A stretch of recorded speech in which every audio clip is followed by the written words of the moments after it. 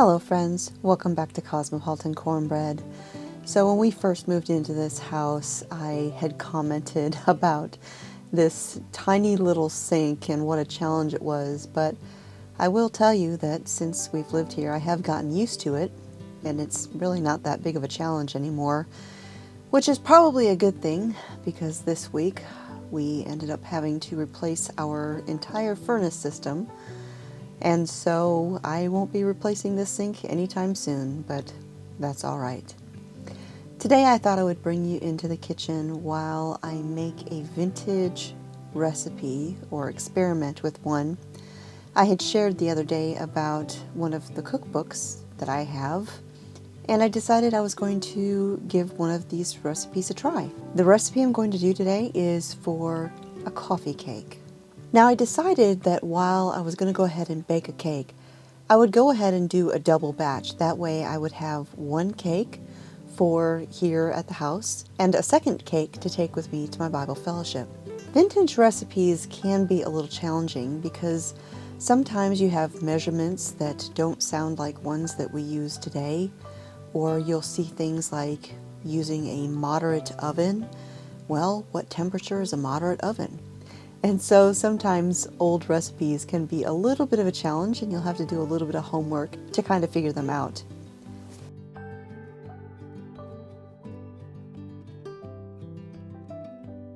Now this recipe called for shortening, but I don't really like to use shortening very often, and so I substituted that for butter. So I started off by creaming the butter and sugar together, and then I separated some eggs.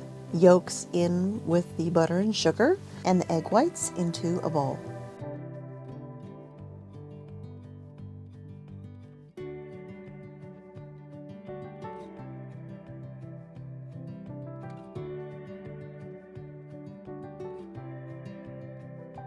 Sometimes the egg whites don't like to let go of that yolk, but your fingers are the best egg separating tool that God gave us.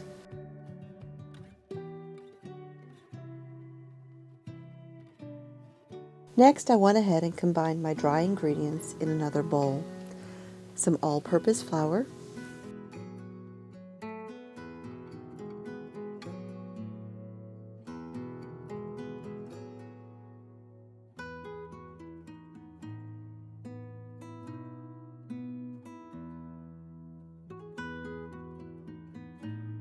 some baking powder,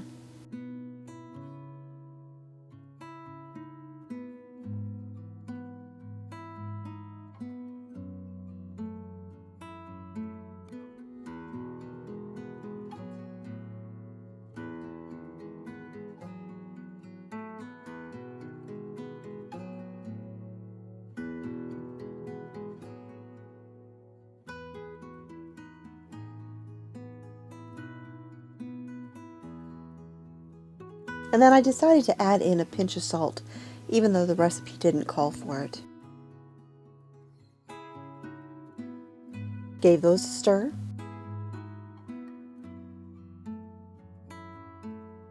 Then I used my immersion blender with the whisk attachment to beat the egg whites until they formed stiff peaks.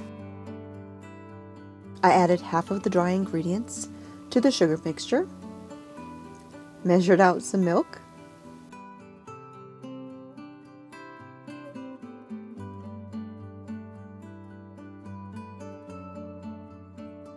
so I went ahead and I added in the milk.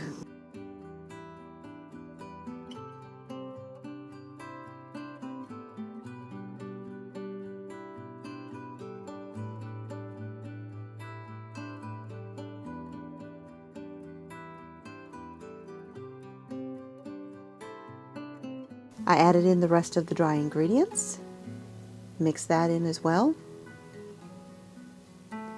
And about this time, I started realizing there was no way that this was going to be enough batter for 2 cakes. So I decided I would just have to go ahead and make a second one. Added some vanilla extract.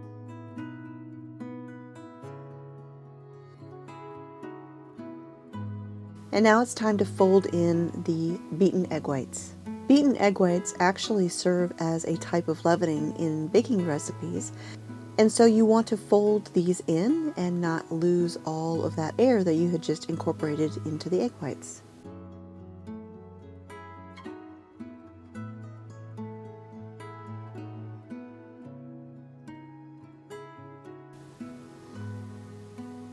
So be patient and just fold it in, fold and fold and fold.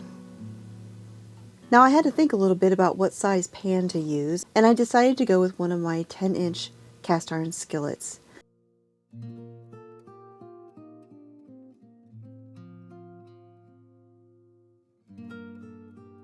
I coated the pan really well with some butter.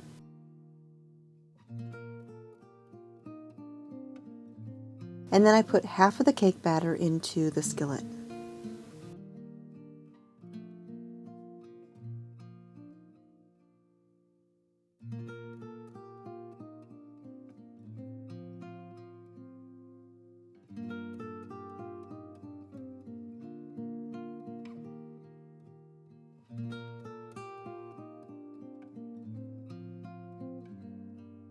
So I set that aside and started working on the filling, and I already knew I was going to be making another cake, so I went ahead and I doubled the filling now.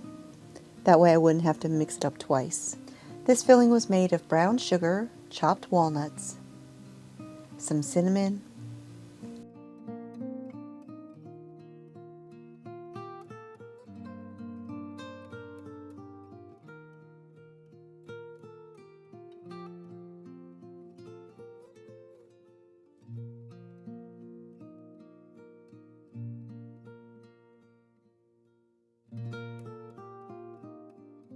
a little bit of all-purpose flour,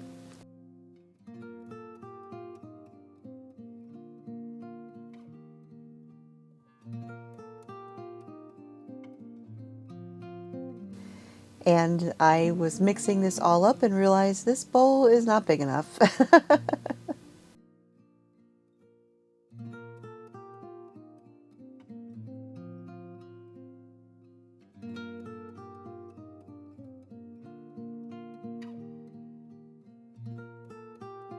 And a little bit of melted butter.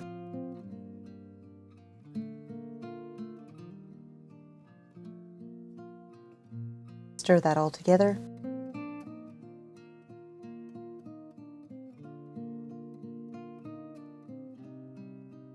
And then spread the filling over the batter.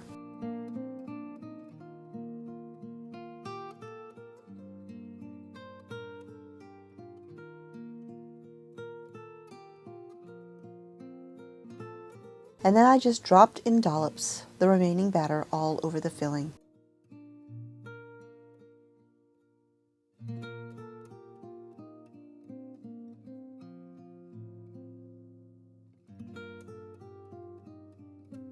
Into the oven at 350 degrees for about 35 minutes.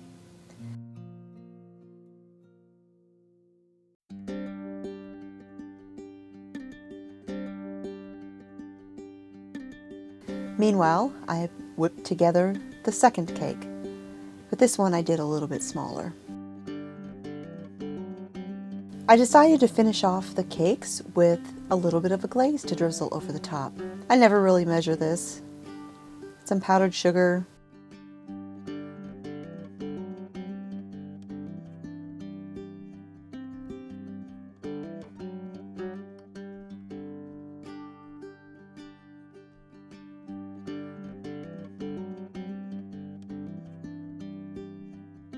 a little bit of vanilla,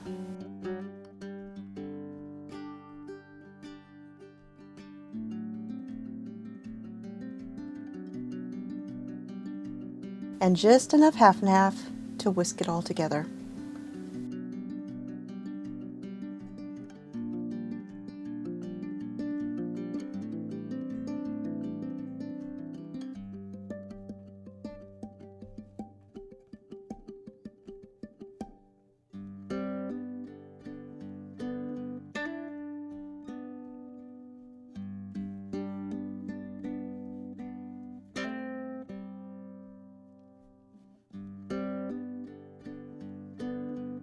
And then we just drizzled the glaze all over the top of the coffee cake.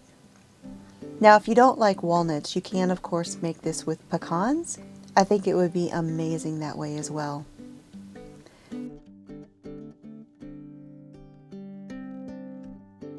And there you go.